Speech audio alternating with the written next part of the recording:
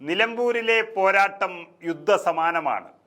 അതുകൊണ്ട് തന്നെ രാഷ്ട്രീയ പാർട്ടികൾ അരയും തലയും മുറുക്കിയുള്ള പ്രചരണത്തിന് തുടക്കം കുറിച്ചിരിക്കുന്നു. ഇന്ന് നിലമ്പൂരിൽ UDF കൺവെൻഷൻ അക്ഷരാർത്ഥത്തിൽ ജനസാഗരമായിരുന്നു. ACC ജനറൽ സെക്രട്ടറി KC വേണുഗോപാലായിരുന്നു ഉദ്ഘാടനം ചെയ്തത്. കേരളത്തിൻ്റെ മുഖ്യമന്ത്രിയുടെ ചതി തന്നെയാണ് KC വേണുഗോപാൽ മുഴുവനായും അതിൽ പറഞ്ഞത്. ഒരു ചതിയനാണ് എന്ന വ്യക്തമായ സൂചന നൽകിക്കൊണ്ട് പിണറായി വിജയനെതിരെ KC വേണുഗോപാൽ തുറന്നടിച്ചപ്പോൾ വലിയ കരഘോഷമാണ് ഉണ്ടായത്. അതിന് കാരണം കഴിഞ്ഞ ദിവസം നിലമ്പൂരിൽ വെച്ച് നടന്ന LDF കൺവെൻഷനിൽ മുഖ്യമന്ത്രി ചതിയെക്കുറിച്ചാണ് സംസാരിച്ചത്. PV അൻവർ ചതിച്ചു, LDFനെ ചതിച്ചു എന്നൊക്കെയുള്ള വാക്കുകൾ അദ്ദേഹം ഉപയോഗിച്ചത്. എന്നാൽ യഥാർത്ഥത്തിൽ കേരളത്തിനെ ചതിച്ചിരിക്കുന്നത് മുഖ്യമന്ത്രി പിണറായി വിജയൻ എന്നും ചതിയെക്കുറിച്ച് പറയാൻ ഏറ്റവും യോഗ്യൻ അദ്ദേഹം തന്നെയാണ് എന്നതാണ് KC വേണുഗോപാൽ നിലമ്പൂരിനെ ഓർമ്മിപ്പിച്ചത്. ജനങ്ങൾ സർക്കാരിനെ വെറുത്തതിൻ്റെ പരിണതഫലമാണ് ഈ തെരഞ്ഞെടുപ്പെന്നാണ് KC വേണുഗോപാൽ വ്യക്തമാക്കുന്നത്. ആ ചതിയെക്കുറിച്ച് അദ്ദേഹം വ്യക്തമായി തരം തിരിച്ചു തന്നെ പറഞ്ഞു. ആദ്യത്തേത്, മലപ്പുറം ജില്ലയെ സംശയത്തിന്റെ നിഴലിൽ നിർത്തിയ ആളാണ് പിണറായി വിജയനെന്നും ഹിന്ദു പത്രത്തിന് നൽകിയ അഭിമുഖം എല്ലാവരും ശ്രദ്ധിച്ചതിൽ നിന്നും മനസ്സിലായി എന്നും അദ്ദേഹം പറയുന്നു. എല്ലാ ജില്ലയിലും സ്വർണം പിടിക്കാറുണ്ട്. മറ്റ് ജില്ലകളെ കുറിച്ച് ഒന്നും പറയാതെ മലപ്പുറത്തെ തന്നെ സംശയത്തിന്റെ നിഴലിൽ നിർത്തിയ ആളാണ് മുഖ്യമന്ത്രി. പാണക്കാട് തങ്ങളെ വിമർശിക്കുന്നത് നമ്മൾ കണ്ടതാണ്. രാഷ്ട്രീയ പാർട്ടിയുടെ ഭാഗമാണെങ്കിലും അതുമാത്രമാണോ പാണക്കാട് കുടുംബമെന്ന് ചോദിച്ച KC വേണുഗോപാൽ മലപ്പുറത്തോട് അദ്ദേഹം ചെയ്തിരിക്കുന്ന ചതിയെക്കുറിച്ച് വ്യക്തമായി അവിടെ പറഞ്ഞുകൊടുത്തു. അതുപോലെ തന്നെ തൃശ്ശൂരിൽ LDF സ്ഥാനാർത്ഥിയെ തോൽപ്പിച്ചത്, സ്വന്തം പാർട്ടി സ്ഥാനാർത്ഥിയെ തോൽപ്പിച്ച് BJPയെ ജയിപ്പിച്ചതാണ് പിണറായി വിജയന്റെ രണ്ടാമത്തെ ചതിയെന്നും KC വേണുഗോപാൽ പറയുന്നു. കേരളത്തിൽ നിന്ന് BJPക്ക് പാർലമെന്റിൽ ഒരു അംഗത്തെ ഉണ്ടാക്കി കൊടുത്തു, അതിനുവേണ്ടി തൃശ്ശൂർ പൂരം കലക്കിക്കൊടുത്തു.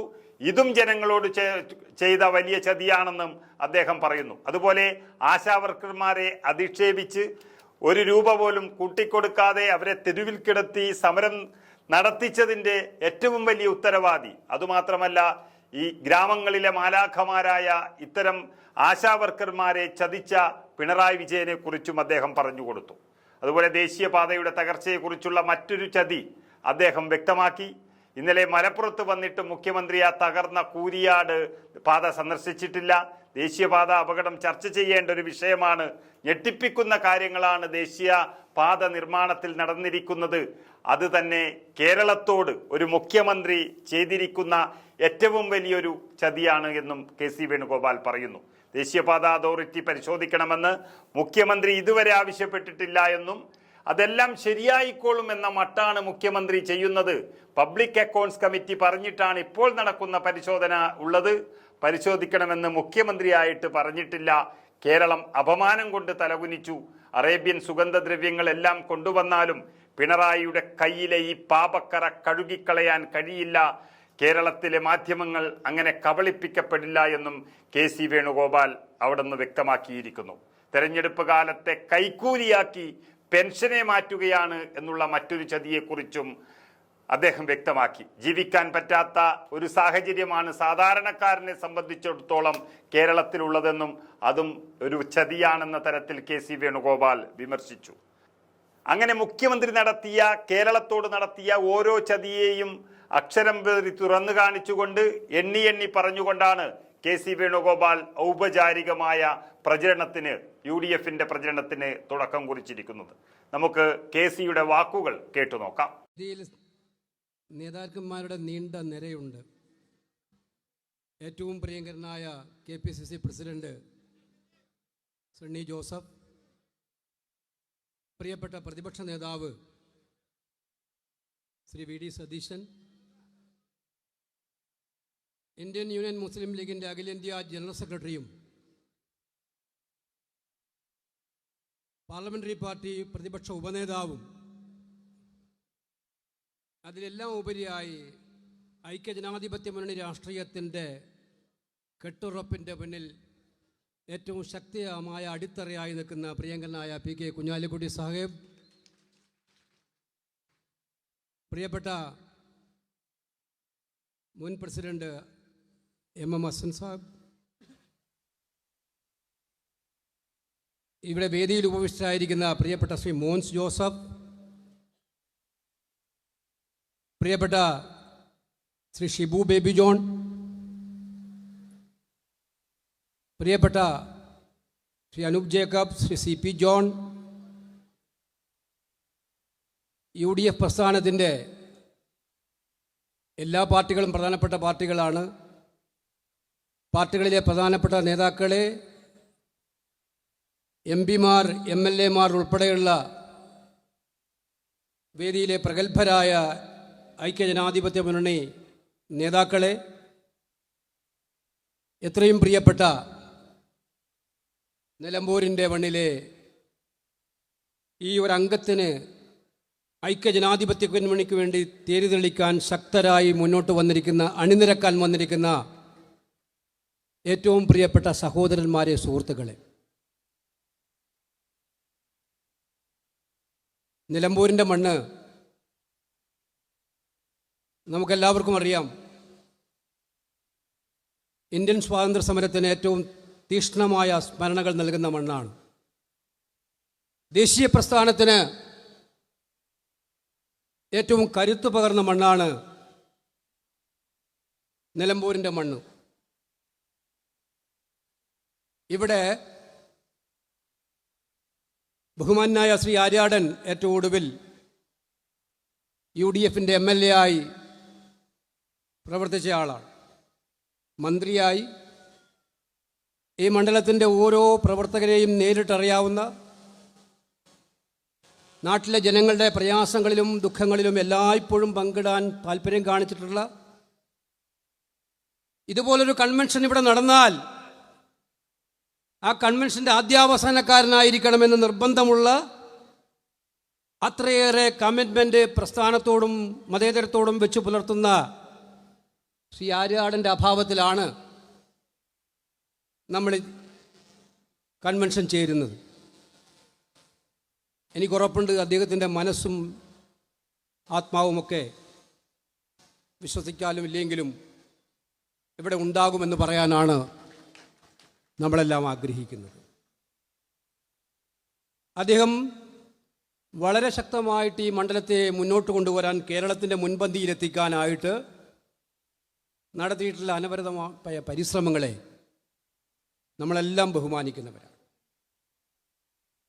ഈ തെരഞ്ഞെടുപ്പ് ഇവിടെ എന്തുകൊണ്ട് വന്നു എന്നുള്ളതിനെക്കുറിച്ച് ഞാനിവിടെ വിശദീകരിക്കേണ്ട കാര്യമില്ല.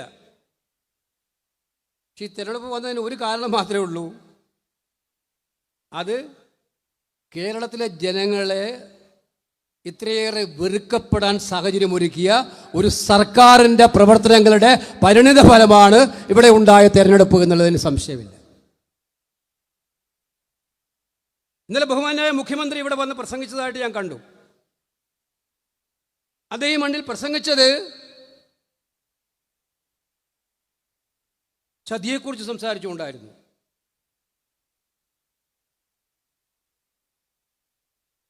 മലപ്പുറത്തിൻ്റെ മണ്ണിൽ ഉണ്ടായ ചതിയെക്കുറിച്ചും അദ്ദേഹത്തിന് ഏറ്റവും ഒടുവേൽക്കേണ്ടി വന്ന ചതിയെക്കുറിച്ചും സംസാരിച്ചുകൊണ്ടായിരുന്നു അദ്ദേഹം സംസാരിച്ചത്. അതേതായാലും നന്നായി. കാരണം ചതി എന്ന പ്രയോഗം ഉപയോഗിക്കാൻ ഏറ്റവും യോഗ്യനായ ഒരാൾ കേരളത്തിലെ മുഖ്യമന്ത്രി പിണറായി വിജയനാണെന്ന് കേരളത്തിലെ ജനങ്ങൾക്ക് എല്ലാവർക്കും അറിയാം.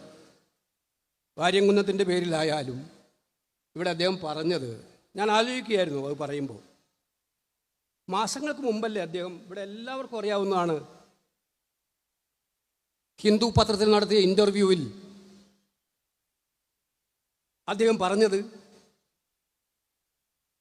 150 കിലോ സ്വർണവും 123 കോടി രൂപയും മലപ്പുറം ജില്ലയിൽ നിന്നും മാത്രം പിടിച്ചെടുത്തു. ആ പണം തീവ്രവാദ പ്രവർത്തനങ്ങൾക്കും ദേശവിരുദ്ധ പ്രവർത്തനങ്ങൾക്കും ഉപയോഗിക്കാൻ വേണ്ടിയിട്ടുള്ള പണമാണ് എന്ന് മലപ്പുറം ജില്ലയെന്ന് പറയുന്ന ഈ നാട്ടിലെ കേരളത്തിൻ്റെ 14 ജില്ലകളിലെ പോലെ തന്നെ 13 ജില്ലകളെ പോലെ തന്നെ ഏറ്റവും വിലപ്പെട്ട സംഭാവന ചെയ്യുന്ന ഒരു ജില്ലയെ സംശയത്തിൻ്റെ മുനയിൽ കൊണ്ടുപോയി നിർത്തി ഈ ജില്ലയോട്ടാകെ അപമാനിച്ച് ഈ ജില്ലയ്ക്ക് എതിരെ ഏറ്റവും വലിയ ചതിപ്രയോഗം നടത്തിയ സാക്ഷാൽ പിണറായി വിജയൻ മലപ്പുറത്ത് വന്ന് ചതിയെക്കുറിച്ച് പറയുന്നത് എന്തുകൊണ്ടാണ്?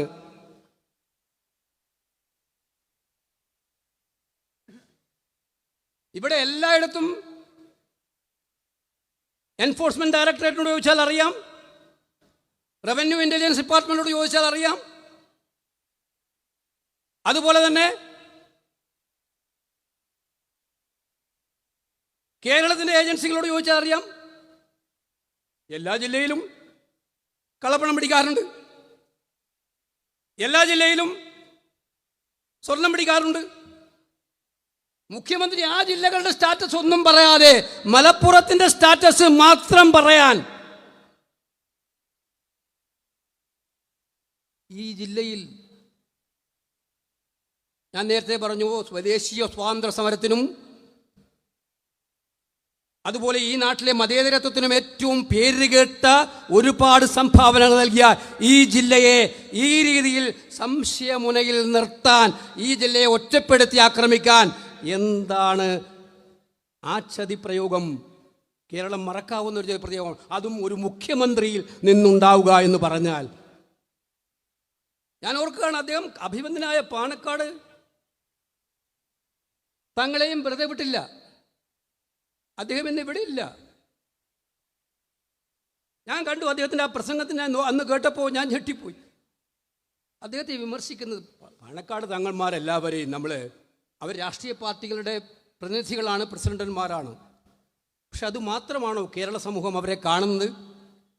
കേരള സമൂഹത്തിന് അത് മാത്രമാണോ അവർ തിരിച്ചു നൽകിയത്?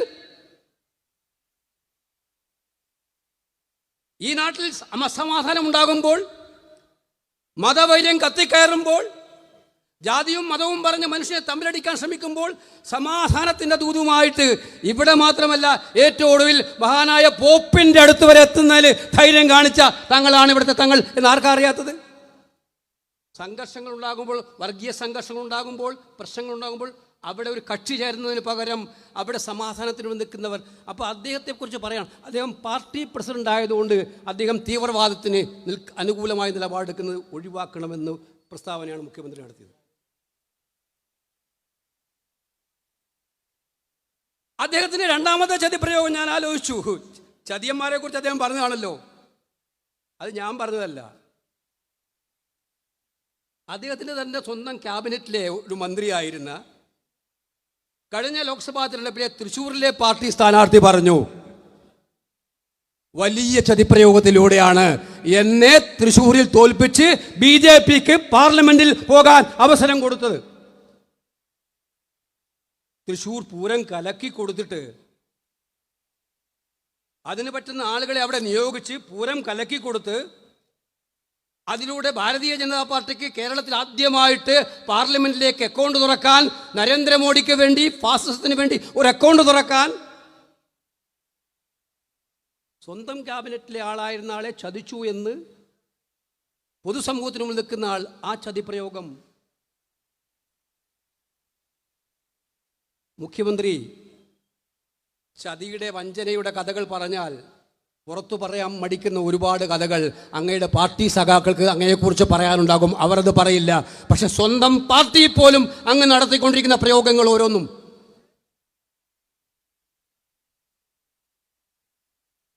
ഇതെന്ത് ചർച്ചയാണ്?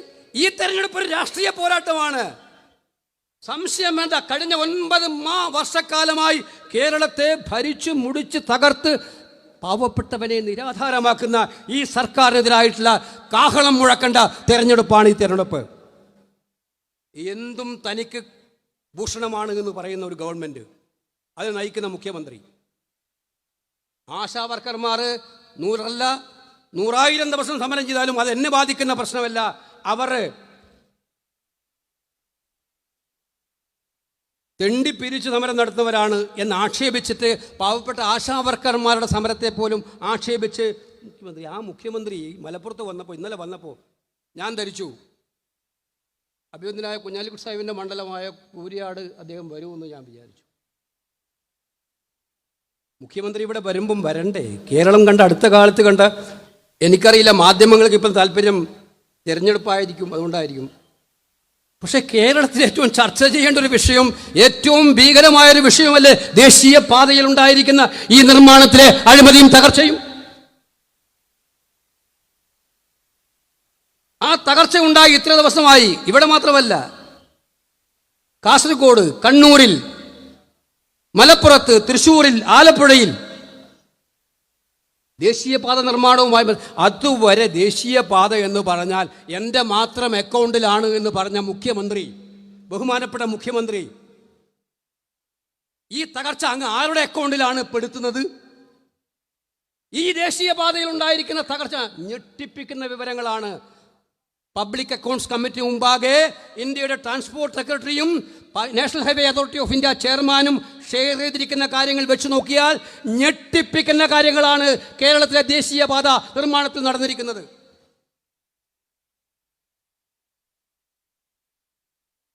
ബാധ്യതയില്ലേ മുഖ്യമന്ത്രിക്ക് ഇവിടെ വരുമ്പോൾ അവിടെ ഒന്ന് കാണാൻ? അവർ ഈ നാട്ടിലെ വോട്ടർമാരല്ലേ?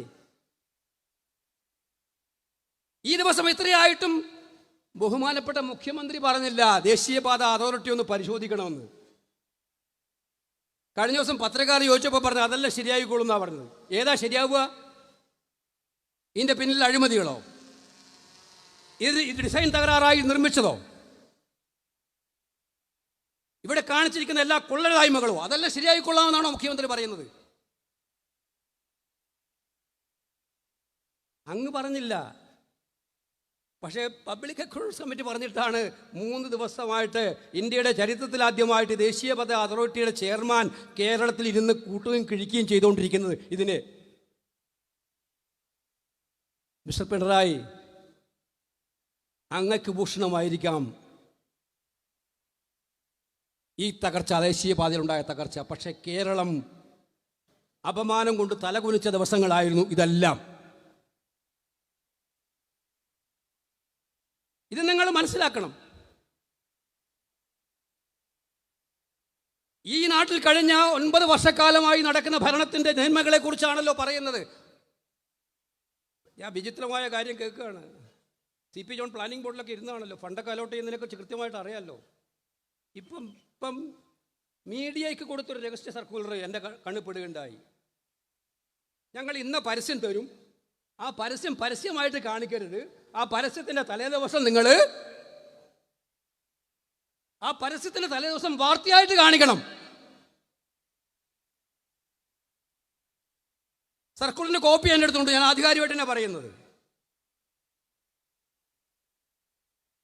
അപ്പം നിങ്ങൾ ഈ കഴിഞ്ഞ 9 മാസക്കാലത്ത് എൻ്റെ മിസ്റ്റർ പിണറായി, അറേബ്യൻ നാട്ടുകളിലെ എല്ലാ സുഗന്ധദ്രവ്യങ്ങളും കൊണ്ടുവന്നാലും നിങ്ങളുടെ കയ്യിലെ പാപക്കറകൾ കഴുകിക്കളയാൻ കഴിയില്ല എന്ന് മേഘത്തിലെ പ്രയോഗം ഞാനിവിടെ ഉപയോഗിക്കാൻ ആഗ്രഹിക്കുകയാണ്. നിങ്ങൾ എത്ര മാധ്യമങ്ങളെ കൊണ്ട് എഴുതിപ്പിച്ചാലും ഞാൻ വിചാരിക്കുന്നില്ല കേരളത്തിലെ മാധ്യമങ്ങൾ അങ്ങനെ ഒരു കെണിയിൽ വീഴുമെന്ന് ഞാൻ വിചാരിക്കുന്നില്ല.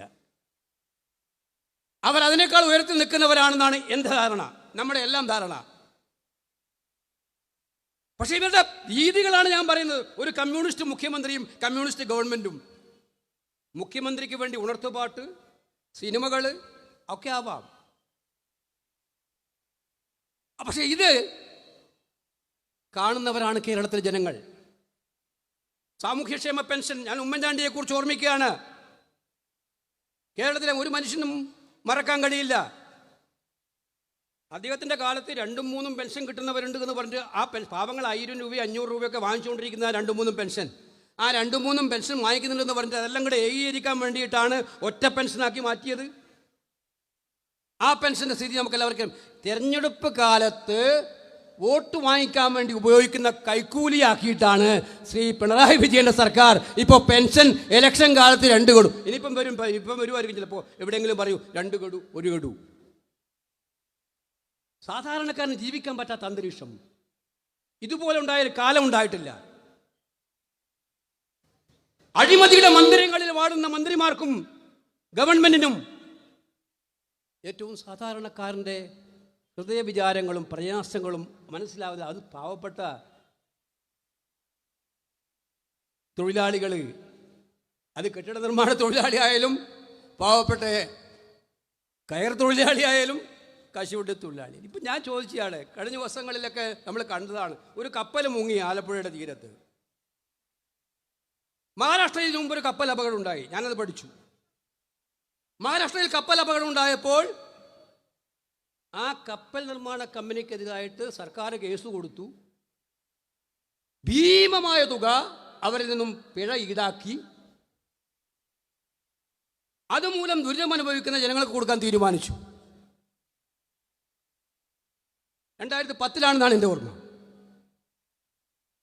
ഇവിടെ നിങ്ങൾ മനസ്സിലാക്കേണ്ടത്, ഇന്നിപ്പം പത്രങ്ങളിലൊക്കെ നിങ്ങൾ വായിച്ചു, കഴിഞ്ഞ കുറേ ദിവസങ്ങളായിട്ട് തീരദേശത്ത് വറുതിയാണ്, പട്ടിണിയാണ് പാവങ്ങൾക്ക്. ഈ സർക്കാർ അനങ്ങിയോ? ഞാൻ അത്ഭുതപ്പെടുകയാണ്. എന്തുകൊണ്ടാ കപ്പൽ കമ്പനിക്കെതിരായിട്ട് കേസുമായി മുന്നോട്ട് പോകുന്നില്ല? ആരുടെ താല്പര്യമാണ് ഈ സർക്കാർ സംരക്ഷിക്കുന്നത്? പാവപ്പെട്ടവൻ്റെ സംരക്ഷണമാണോ അതല്ലോ വൻകിട മുതലാളിമാരുടെ സംരക്ഷണമാണോ നിങ്ങൾ നൽകാൻ ഉദ്ദേശിക്കുന്നത്?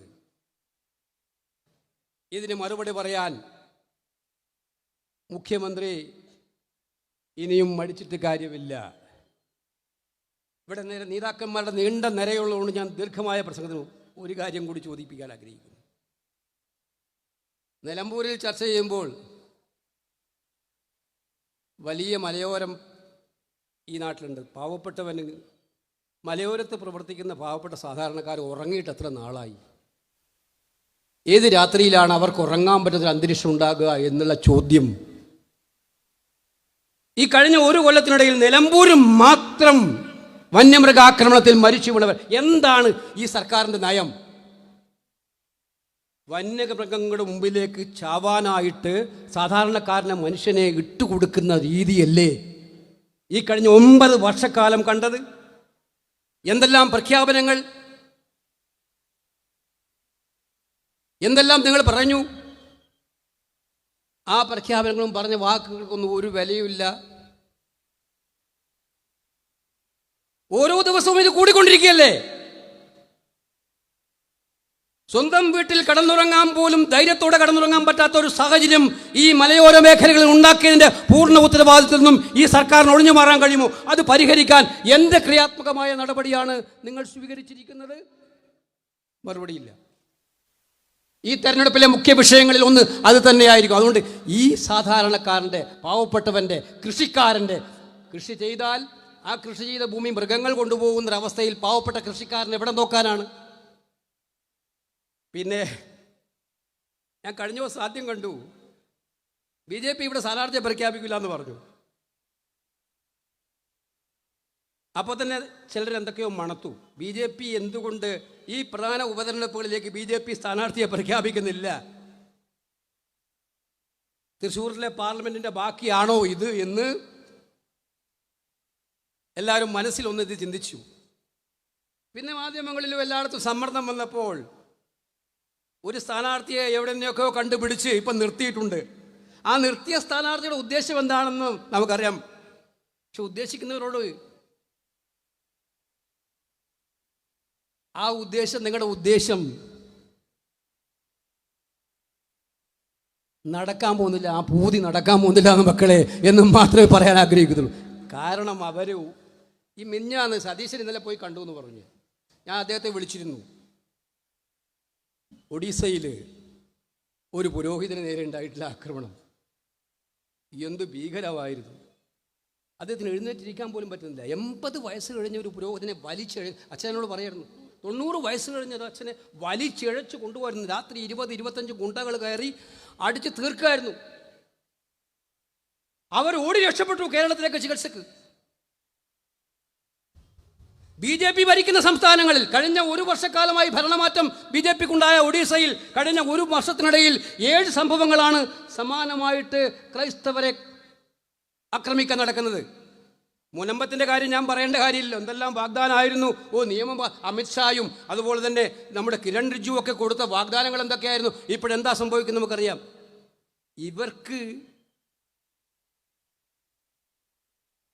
ഇവർക്ക് മതചിഹ്നങ്ങളും പേരുകളും ഒക്കെ തന്നെ തിരഞ്ഞെടുപ്പിൽ വോട്ട് വാങ്ങാൻ വേണ്ടി മാത്രമുള്ള ഉപകരണമാണ് എന്ന് ഓരോ ദിവസവും അവർ തെളിയിച്ചുകൊണ്ടിരിക്കുകയാണ്.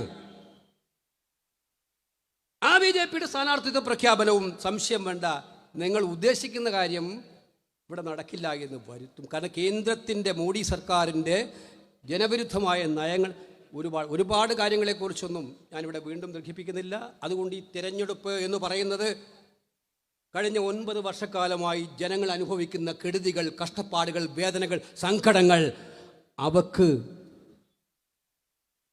പരിഹാരം തേടിയുള്ള യാത്രയുടെ പ്രധാനപ്പെട്ട നിർണായക നാഴികക്കല്ലാണ്. ഐക്യജനാധിപത്യ മുന്നണി കഴിഞ്ഞ 9 വർഷക്കാലം, നിങ്ങൾക്ക് പലപ്പോഴും പ്രളയം കൊണ്ടും കോവിഡ് കൊണ്ടും ഒക്കെ തന്നെ ഈ ജനങ്ങളുടെ യഥാർത്ഥ പ്രശ്നങ്ങളിൽ നിന്നും വഴിതെറ്റിപ്പിക്കാനുള്ള ശ്രമം നടത്താൻ സാധിച്ചിട്ടുണ്ടാകുമായിരിക്കാം. പക്ഷേ ആ യഥാർത്ഥ പ്രശ്നങ്ങൾ കുന്നുകൂടി ജനങ്ങൾക്ക് സഹിക്കാവുന്നതിൻ്റെ അങ്ങേ അറ്റം നിൽക്കുകയാണ് ഇപ്പോൾ ഈ സർക്കാർ. ഈ സർക്കാരിൽ നിന്നൊരു മോചനം വേണമെന്ന് യഥാർത്ഥ കമ്മ്യൂണിസ്റ്റുകാരൻ നെഞ്ചത്ത് കൈവച്ച് പറയുന്നുണ്ട്. പുറത്തു പറയാൻ പേടിയായിരിക്കും. ആ സർക്കാരിനെ താഴെ ഇറക്കാൻ വേണ്ടിയിട്ടുള്ള പോരാട്ടത്തിന്റെ ഏറ്റവും ഉജ്ജ്വലമായ നാഴികക്കല്ലാണ് ഈ തെരഞ്ഞെടുപ്പ്. ഇവിടെ പോരാട്ടം ഐക്യജനാധിപത്യ മുന്നണിയും അതുപോലെ LDFും തമ്മിലുള്ള പോരാട്ടമാണ് ഇവിടെ നടക്കുന്നത്.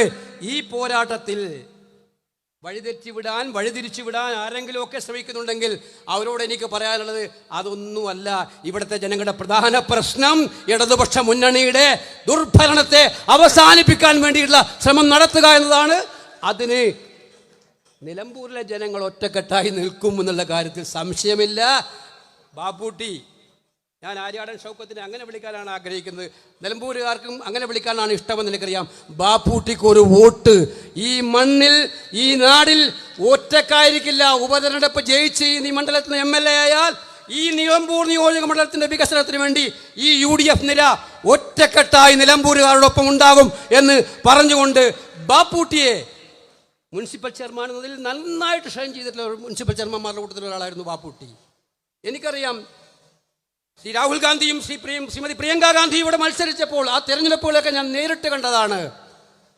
എല്ലാ മേഖലകളിലും, മലയോര മേഖലകളിലും, എല്ലാ മേഖലകളിലെയും പാവപ്പെട്ടവരെയും സാധാരണക്കാരെയും നെഞ്ചോട് ചേർത്ത് പിടിക്കാൻ മുന്നോട്ട് വരുന്ന ഏറ്റവും പ്രധാനപ്പെട്ട ഒരു സ്ഥാനാർത്ഥി എന്ന നിലയിൽ ബാപ്പൂട്ടിയെ, ആര്യാടൻ ഷൗക്കത്തിനെ വൻപിച്ച ഭൂരിപക്ഷത്തോടെ വിജയിപ്പിച്ച് ഈ നാട്ടിലെ മാറ്റത്തിന് നാന്ദി കുറിക്കാൻ നിലമ്പൂരുകാർക്ക് കിട്ടിയിരിക്കുന്ന ഈ അവസരം വിനിയോഗിക്കണമെന്ന് പറഞ്ഞുകൊണ്ട് ഈ സമ്മേളനം ഉദ്ഘാടനം ചെയ്യുന്നു. നമസ്കാരം. ജയ് ഹിന്ദ്.